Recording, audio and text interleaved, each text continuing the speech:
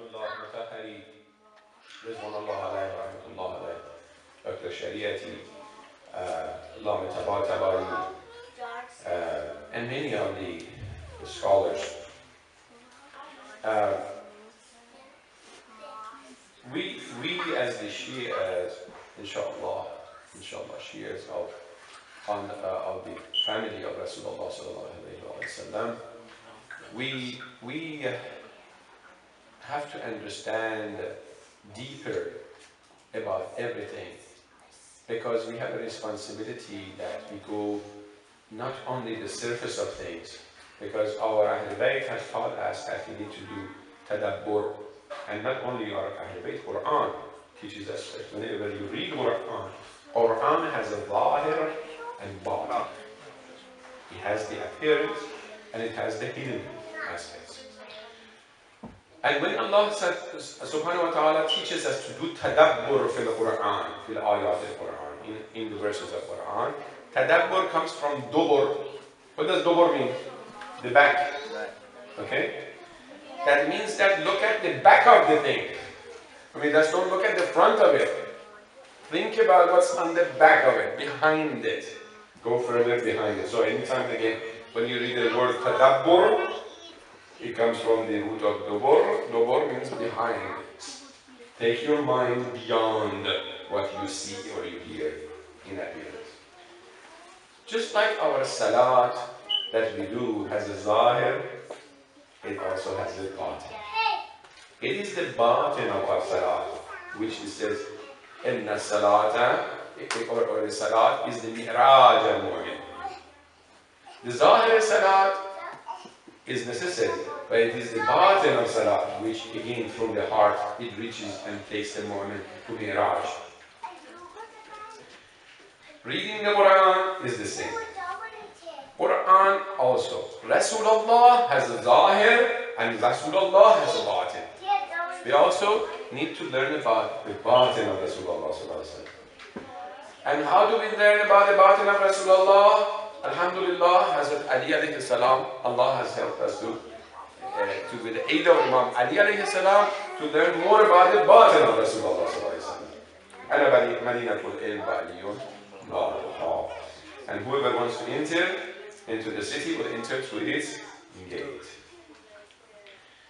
We all believe strongly about this hadith that I leave with you, Rasulullah, two heavy weights. That if you stick with it, that these two will never get separate apart from each other. That if you do separate away from each other, that if you don't, then in the whole kota you get with it. And if you get separated from him, then you'll be lost. So this is a very, authentic hadith from the Shia.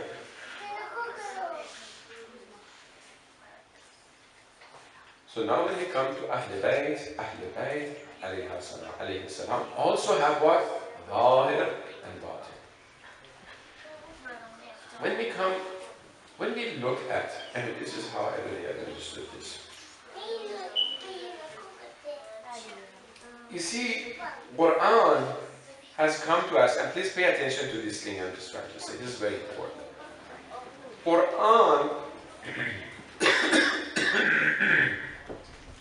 has mentioned as a sigla, as a way, and as a lazim and manzoom, which means it's both necessary. Quran without Ahl Bayt, and Ahl Bayt without Quran cannot be. It's meaningless. Actually, Ahl Bayt, when I'm saying Ahl Bayt, include Rasulullah in there, okay? When I say Ahl Bayt, because again we're talking about the 14 ma'hum, 14 ma'sum. Sallu ala Muhammad. Allahumma salli ala Muhammad. These two are together for defining and understanding of Quran. To your point, we need to see that how did Rasulullah sallallahu alayhi wa sallam, how did the Imams of Ahl Bayt, they did what? They were the walking and talking Qur'ans of their times. They were the Qur'ans in living. They were living Qur'ans. When the Battle of Siffin, when they put the pages of Qur'an on the spears, and the spears, and they say, look, we are believing Qur'an, who are you fighting? You're fighting with Qur'an, and they try to deceive these stupid Khawarij, and they fall for it. Imam Ali said, I am the walking Qur'an here. Are you believing these pages on the top of his spears, and you do not believe in me? Of course they did not believe in him, because they did not believe in him as his Imam. If they were believing that he was his Imam, yes, they would have believed in him. But we see, we are believing that Rasulullah and the Imams of Ahlul Bayt, they are, and Hazrat Fatima al-Zahra, they are the living Qur'ans in action. If we wanted to learn Qur'an, we got to be looking at them. Inshallah, with the good hadith and good riwayat and the sahih, not with the superstitious, because we have to confess that our books and our riwayat are not pure of the unreliable resources, which of course the ilm rijal in the holder is going to the chain of action of the chain of narrations of all those, identifying those, and then they should tell us that okay, which ones are good or which ones are not. Which of course we have a big issue in that regard. Okay, I'm serious. We have a big problem in that regard because there are now softwares.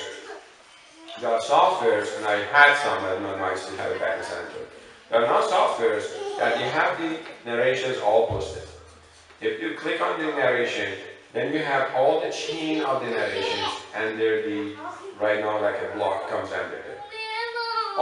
If all of the lights of the names of all the narrations in the chain are green, that means that this is a Sahih Hadith Sahih. But then all of a sudden you see that maybe the 7th generation is red. And just because of that red right there, that narrator was not a reliable narrator, so that becomes either 5 categories of, weak, semi-weak. There are different categories. Then again, it is not an easy thing, okay, that if you wanted to be like a person who is not in that field, to go and dig out, and then they have tried to even bring a Sahih Kafi, and they created 2 books of that, okay, but then quickly they collected it, and then they did not print it anymore, because they said that, well, then no one is going to go and pay attention to the other books. So they have issues on those. So I'm just trying to say is that we need to be very careful to make sure that even when you hear something, because again, many of the things that we do study, they may be very reliable sources that I try to tell you something that I know that it is reliable. Otherwise, I try to not to say it on the microphone, because I will be responsible in the day of judgment. We should be practicing the same way. So if I have an alim who comes over here and says something that sometimes maybe, I don't know, this sounds not maybe. Excuse me, Mulana, yes. Is this Sahih? This hadith, is this Sahih? Are you sure? And if you emphasize, then they say, well, I don't know, I need to check and get back with you. Remember, it helps that Mulana that next time, when he does that and finds out that that's Sahih, do not say it again in front of him. But you helped him to get there. So it's good to really make sure that whatever that we learn, we ask that, is this the Sahih or not? But again, let me go back. This was just branching out. I'm becoming like Maulana Masnavi. Masnavi starts, something, and all of a sudden, it's like a duck goes under the water and comes out from somewhere else. That's the sign of not being a good speaker. I'm not a speaker. So, brothers, let's go back to the Sahadah. Because this is what we know. There's no doubt about it. Is the hadith that is Sahih. When you look at the whole life of the Imams, as much as we know of them,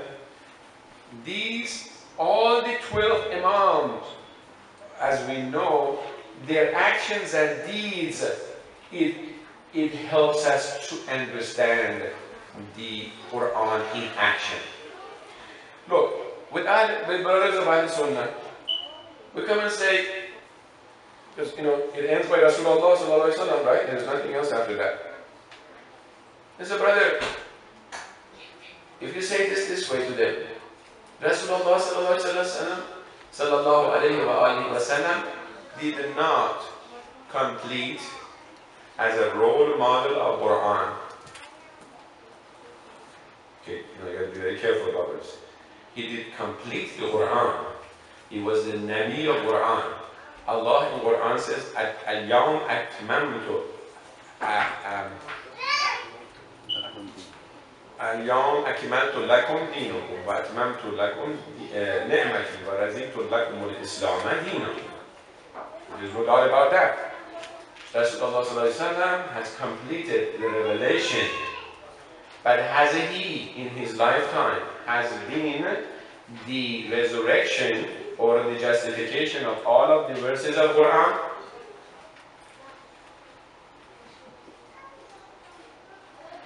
Oh, sure. They say sure, of course. So okay, then let's go to the Surah Al-Hujurat. Right? When it says that when two groups of the Muslims, they fight with each other, okay, bring peace among them, right? And if one is transgressor to the other, fight with that group. Okay, show me. Where did Rasulullah have a situation like this? What did he do? I don't know. I didn't know. I have to follow this situation. I need to have a role model to see how did he do it. Where did Rasulullah did it? Show me. When did in the time of Rasulullah two groups of the Muslims fought against each other? What's the answer? Never. So then what then? So he did not leave the religion? He left this world? Allah did not have a model for these verses? That is justification that the role modelhood of Quran has to continue by the way that Rasulullah is pointing to Imam, which is Imam Ali and his progeny. That is how we see Karbala. So every one of the Imams of Ahl Bayt in their time, they have performed scenarios and theaters that is lessons for us as the followers of Ahl Bayt. To when we fall into these circumstances, how to behave with oppressors of our time for survival of Islam. Because they were selfless themselves. Everything that they did for the Allah Azza wa Jal and survival of Islam so that Islam reaches us. What about the prophets of all time? What did they do? Didn't they do the same thing? From the time of Hazrat Nuh and Ibrahim and Musa and Isa and all of them, they were tortured and they were thrown rocks and they were in the time of pharaohs, what they did to, right? So there are always these awliya, which is Imams of Ahl Bayt, they were the flag holders of the Islam throughout the continuation of the line of the prophets of Allah. So, the brothers and sisters, when it comes to this point, Imam Hussain in Karbala has to now show one of the theaters that when you are facing a situation that the oppressor of the time, there is no compromises. For Imam Hussain 9 years, in the time of Imam Hassan, who was still alive, was for 9 years after Imam Hassan, when Imam Hassan passed away, then became Shaheed. For 9 years, he still, Muawiyah and Imam Hussain, they were in peace. Imam Hussain did not do anything. Muawiyah was a politician, would still respect Imam Hussein's position and the Ahl Bayt position in not forcing him to become what? For the vote of allegiance and bay'ah. But as soon as Muawiyah died and Yazid became to place, he was a, ignorant, selfish tyrant. He wanted to quickly have all the people who would not give the vote of allegiance, such as Imam Hussain and such as Abdullah ibn, son of Abdullah ibn Zubayr. These were the two people that in Medina, that they were not given the vote of allegiance to Muawiyah, and they were not given it to the Yazid. Immediately, he He wanted by force to get all of those people to become submissive to him. Here is now Imam Hussain that has to show. He cannot just, he's not a regular person. He's Imam of Ummah. He has a duty to the whole Ummah, even though the Ummah would not recognize him as Imam. It's interesting.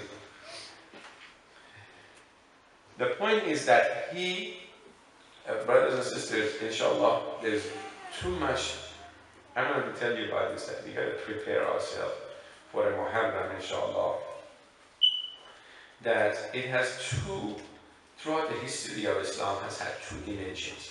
One is keeping the Muharram, continuing, keeping the Ashura and Tasu'a and what has happened, and the Hamaset, or the legend of Imam Hussain, to stay alive. That has been one of the duties of the Shia. And the other one is to understand what was the Imam Hussain mission and what did he do, for what reason. That's another one. One is the content of the issue, one is survival of the issue. In the time of the Safavid dynasty in Iran, Iran wanted to become a Shia country, to get away from the Ottoman ruling, which was the Sunni way of doing. So, from that time on, they wanted to have a system, and I don't know that some of you guys that you have studied Dr. Shariati's searches in regards to the Ayatollah Mutahhari. The Ayatollah Mutahhari and Dr. Shariati in this same thing, well, they were very common.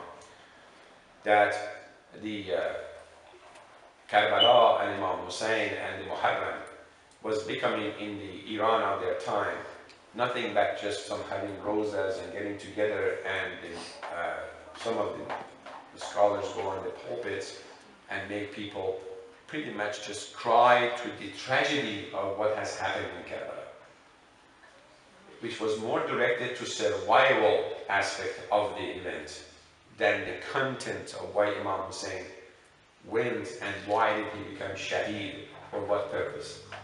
Because again, you had a dictatorship in mind. The father of the Shah, Rida Shah, was the same way. If they would know that the content of any of the majlis is a revolutionary content, they would completely arrest everyone, put everyone in jail. So in continuation of that, this was the same way in the time of the Shah before the revolution. So the people such as Shariati, such as Mutahhari, may Allah have mercy on them all, and so does Ayatollah Khamenei today, and at that time they were all together in the same rings in the houses, visiting here and there. They were the most revolutionary minded people, that they all coming from Ayatollah Khoei, and of course Ayatollah Khomeini, from that same type of dynamic Islam. Because again, among the scholars and the Ayatollahs, you have also different tastes. You know, a little bit of dynamic taste or not so much dynamic taste. You gotta feel that. So, to stop here, in the time of so these guys, they actually wanted not only the survival continue, but the content be emphasized, so that the people can also learn from the Imam Hussein's legend, so that they can change the community and the society to a Islamic way of life. Okay. Dr. Shariati emphasizes the historical events, which is very important. In the time of Safavid dynasty too to have rituals about Imam Hussain and Karbala. They did not have, because again, look, when we go back to the Rawayat of Ahl Bayt themselves, from the time of Imam Zainab, from the time of Hazrat Zainab, from the time of Hazrat Zainal Abidin, and on, all of them, they were striving to survive the event of Imam Hussain with their Sahaba and the people around them. How? They would have a ring of people, they would show very upset, they would wear, colors, and then they would sit down and cry and even, hitting their chests. The traditions such as getting chains and, cutting themselves, and none of those are mentioned nowhere in the Ahadith of Ahl Bayt. And these were the things that it was done. Now, when does these things have happened? Dr. Shariati chases that as a sociologist. it says in the time of the Safavid dynasty, the a ministry was created like the Irshad right there. And they sent their ministers and the people to the Eastern Europe. And in the Eastern Europe, and today you will still see that the Christians, for mourning, for walking behind the cross of the Jesus Christ, they would walk with the backs, they are open, and they have these lashes, and they are continuously hitting themselves until they bleed. Okay? And then they have this huge cross that they have a statue of the Astaghfirullah, Hazrat Isa alayhi salam, and they carry and they cry and they wear black and they have that kind of ceremonies. They even carry these carriages, and on the carriages like a baby Jesus and the Mary and lots of stuff that it is, created. So then he brings this event, so that they brought these events, and they actually had the agents or the police, they had blades in their hands in the marketplace to go and tell people to say la'ana and curses to the Umar and Abu Bakr. Okay, openly. And if they would not do, they beat them up and they cut them. So generations to generations they did that. So that the reason was that because they wanted to establish a system against the Ottoman system for the survival of Iran as independence in ideology, in governmentship, in everything. So basically, then that's why that you see that, then he explains that if then you go in Iran, and of course I know that this same type of things are in India, in Pakistan, in many of the places, even in sometimes in India and Pakistan becomes even worse in regards to the blades and cutting and bleedings and so on and so forth. It's in Lebanon, in so on and so forth. You could see it in the TV, whatever. But then the point is that beyond crying and being really understanding the zulm and mazlumiyah and the oppression which has gone, I mean, if we really go truly into the event of Karbala from the beginning, and who is Hussain, how does he behave, and see the contrast between Hussain and his followers in this side, and see the darkness and the evil which is existing on this side, without no doubt.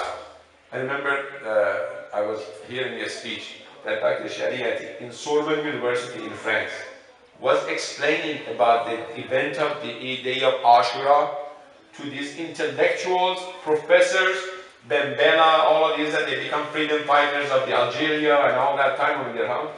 And he would see that the tears coming out of their eyes.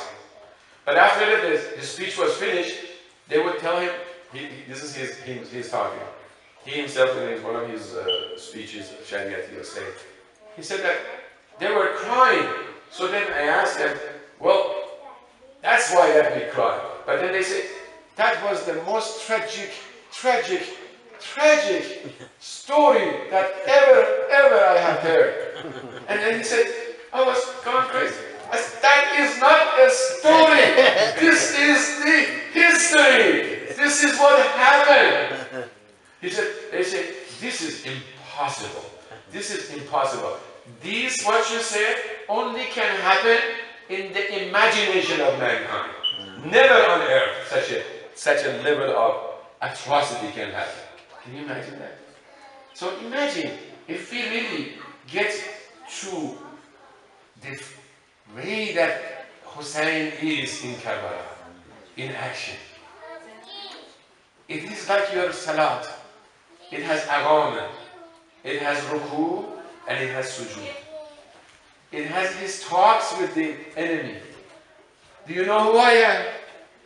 What have I done to you? To waken them back. Then he shows them that we are Muslims by praying. Jama'at prayer, when the arrows are coming. And then, when it gets to the point that there is no point of return, one after another, this is the ishq, this is the love, this is the, when his face and his head and he's filled with arrows in his body, in those last moments. He said that when the Shimr and all of these people, they come around him, they attack him, finish him.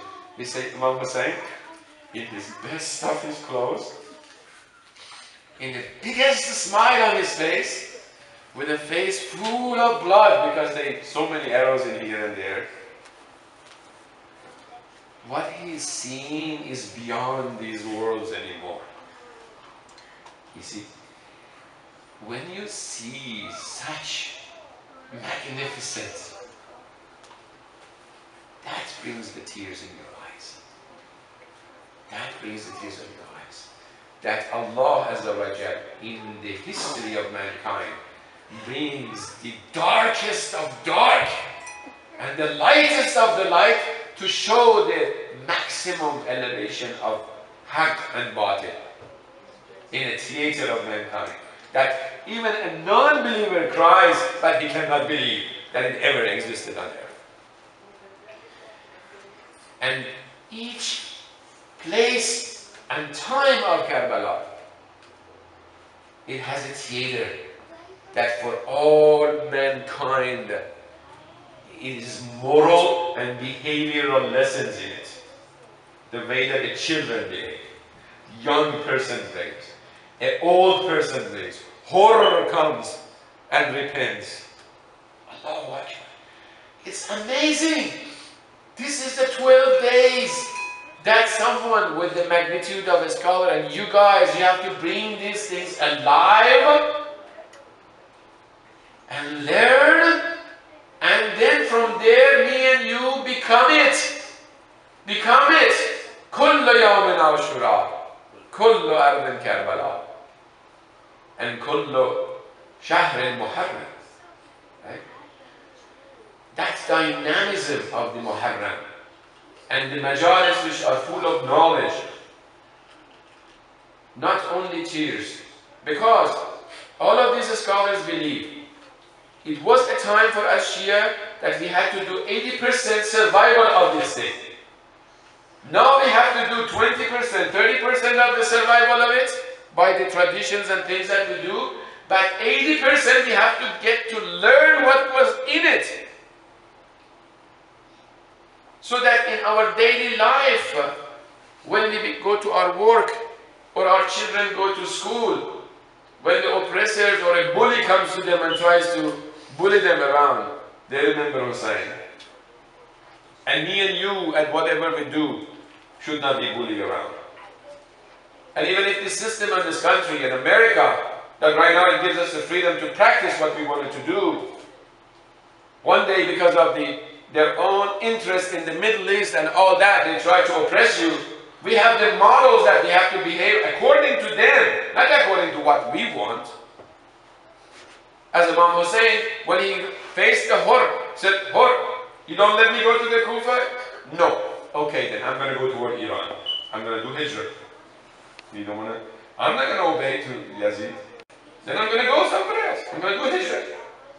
This is how we understand that Quran when it teaches us that if you cannot be in a land of oppression to practice your own deen, Hijrah. They didn't do it. They didn't let him Hijrah. He said, no. We have orders to keep you right here. So well, let me go back. No. Either you go to a Kufa, or either you stay here. You see. So, either you have to obey to the order, or either we stay until the next orders come. So it was not that the Imam Hussain wanted to go over there and massacre his children purposely. Well, that knowledge already was there. Rasulullah knew it already. He could see it already from Jibreel. He already cried for him. So does Salma. And when Salma saw that Hussain is leaving, he said, Ya Hussain, gave that news to him too. But then Imam Hussain comes and goes to different manazil as you see and you hear, right? And he says that, okay, what is this now? So this is Karbala. It's okay, man. This is where it is. This is where it is. This is where we stay. So the whole point is that the journey of Imam Hussain follows the attitude of a Muslim to do Hijrah. Oh, first, you have supporters and they have written you letters. You have hope that you can go in there, you'll be supported to rise against the oppressor. Like if Imam Hussain, if Abdullah ibn Ziyad would not come to the Kufa, if the Kufis were not turning against Imam Hussain, if the Kufis would not kill the Muslim ibn Ali, and Imam Hussain would come, and they would rise just like that they rise with his father, right? And they would go and fight with the army of the Muawiyah, and they would defeat them. Wouldn't the Imam Hussain becomes the Imam and the Khalif? He would of course become. Imam Hassan would have had the same intention. So what is it then? You follow, what's the, you see, we cannot have Imam Hussain in the heavens. No, Imam Hussain is an Imam on earth. We have to follow him on earth. He has supporters. They wrote him. He has to go on to answer that. Until that he gets to the point that they betray him. Now the scenario changes. Hijrah. That's not possible. Then what is possible? You either submit or you get killed. Alhamdulillah. I will never submit to an evil like Yazid. And that's why that the Hussain, Zainab, and each of the family and the members of that day become a shahid and shaheed to that event. It is not that Imam Hussain is sending that message by himself. It is that whole ashab. That's why we say, Assalamu alayk, Ya Aba Abdullah, wa ala al-arwah allati hallat bifana'ik. Alayka minni salamullah abadan ma baghitu wa bariya layla wa nahar. وجعله الله آخر العهد من زيارتكم السلام على الحسين وعلى علي بن الحسين وعلى أولاد الحسين وعلى أصحاب الحسين. Why are we saying salam to all of them? Because they're all in this to bring us this message. But if we today, as a Shia today, we hear the message but it is unknown to us, then Hussein has not win, and Yazid has win, and Abdul Ziyad has win. And if we then hear the message and we do not do according to it to become the Hussainis of our time, and again I don't have no choice to say.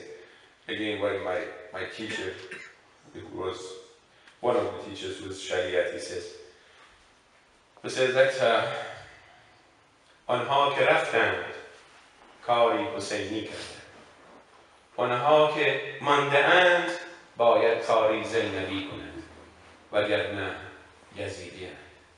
So the ones that are gone, the shuhada who did what they had to do, just like Hussein, they did a work of Husseini work.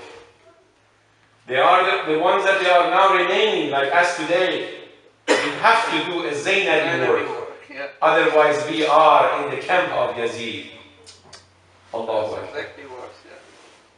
Allahu Akbar. So, brothers and sisters, I just stop here and then leave it to the questions and answers. May Allah, inshallah, in this month of Muharram, bring this ma'rifah of the movement of Imam Hussain alayhi salam. May Allah, inshallah, be hurmat khun Imam Hussain, the blood of Imam Hussain, be the shahadat of Zainab, this mountain of resistance, Allahu Akbar, about this Zainab, about this woman. Allahu Akbar. Anytime I think about this Zainab, from the time that he's seen the father, Imam Ali, Shaheed and the Mihrab, to the times of he's seen and she's throughout his life, what has she seen, what has she tolerated with oppressors, with seeing the brothers beheaded, children in front of herself. Amma. What tolerance. I mean, like you could see, what did Imam Ali saw? What did Imam Hassan and Hussein saw? What did Imam Hussein said? But look what that Zainab has seen all of it. Allahu Akbar. That's the power of the woman. That's the honor of the woman. Allahu Akbar. With this sabr. Ya Allah, make our women to be as Fatima and Zainab. Ya Allah, resurrect them with the Fatima and Zainab. Ya Allah, we have the Muhammad Ali Muhammad, help us to be in the camp of Hussein, in the camp of our Imam al-Zaman. Inshallah, be his helper and his helper and the ones that they love and mutamasik to his path, inshallah. Ya Allah, we ask you that this center becomes the center of knowledge and ma'rifah for the Quran, center of knowledge and ma'rifah of Ahl Bayt, center of knowledge and ma'rifah to all mankind, inshallah, of Muslim and non-Muslim, inshallah. Becomes the place of ma'rifah and recognition of how beautiful Quran and Ahl Bayt are to all mankind, inshallah. And inshallah ta'ala, give us the privilege, inshallah, in the month of Muharram and after the month of Muharram, we have the majalis of ma'rifah.